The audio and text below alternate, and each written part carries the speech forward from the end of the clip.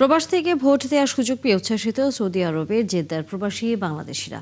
দেশের অর্থনৈতিক চাকা সচল রাখা প্রবাসীদের পরিশ্রমের মূল্য কেবল রেমিটেন্স নয়, এবার পরিশোধ হবে ভোটে।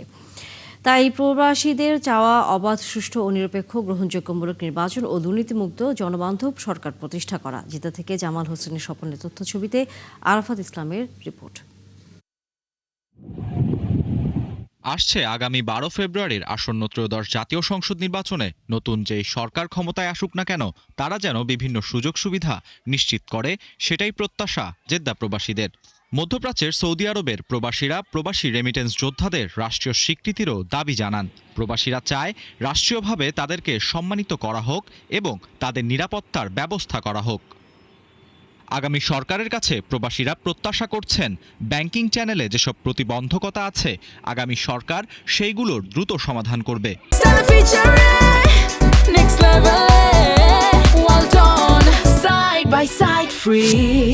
আমাদের সৌদি আরবে যে প্রবাসীদের ট্যাক্স, ওই ট্যাক্সটা যেন বাতিল করে। ওই ট্যাক্সের কারণে অনেক ফ্যামিলি বাংলাদেশে চলে গেছে। আমি একজন সৌদি প্রবাসী, আমার জন্ম এখানে, তাই প্রথমবার আমি ভোট দিতে পেরে সরকারকে ধন্যবাদ জানাই।